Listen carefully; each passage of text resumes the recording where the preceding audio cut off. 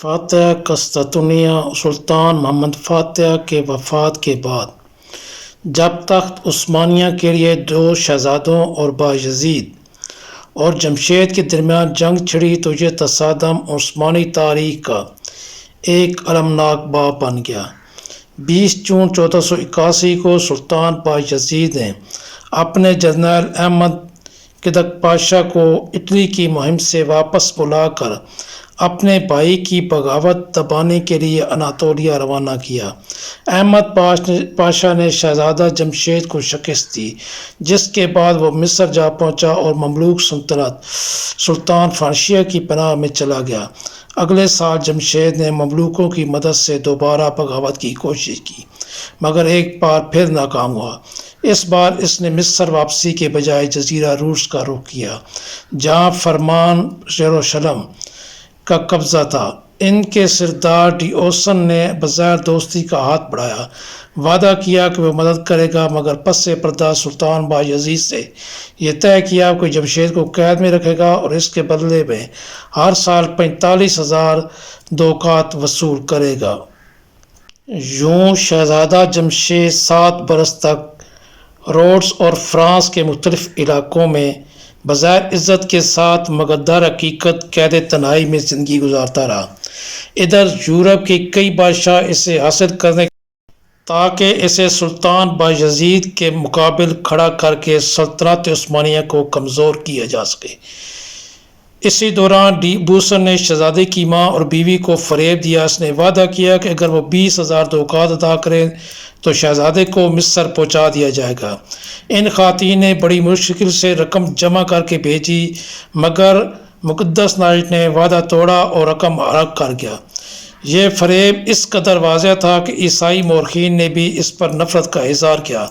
بالآخر شاہ France Charles اشم نے جمشید کو ڈی ابوسیسن کی قید سے چھڑایا اور اسے پوپ انوسنٹ اشم کے حوالے کیا۔ پوپ نے اس کے ساتھ بظاہر نرمی کی، مگر حقیقت میں وہ بھی سادے بازی کر رہا تھا۔ اس نے سلطان بایزید سے 40,000 دوکات سالانہ کے عوض جمشید کی قید برقرار رکھی۔ انوسنٹ کے بعد پوپ اسکندر بورجیا آیا، جو اپنی بدنامی اور چالاکی کے لیے مشہور تھا۔ اس نے سلطان کو پیشکش کی اگر وہ شہزادے سے ہمیشہ کے لیے نجات چاہے تو ایک ہی بار 3 لاکھ دوکات ادا کرے۔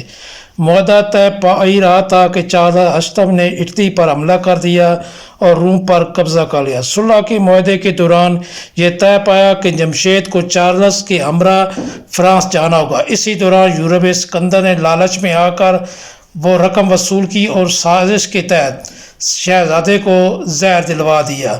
اطالوی مورخین کے مطابق اسے شکر میں ملایا گیا، سفید زہر دیا گیا، جبکہ ترک مورخین کہتے ہیں کہ مصطفی نامی ایک دائی نے داری بتاتے ہوئے زہر آلود اس طرح سے معمولی زخم دیا جس سے وہ چند دن میں چل بسا۔ زہر کا اثر آہستہ آہستہ ظاہر ہوا۔ یوں وہ نوجوان اور بہادر شہزادہ جو صرف 36 سال کا تھا اور 13 سال قید یورپ برداشت کر چکا تھا، بالآخر آزادی ابدی پا گیا۔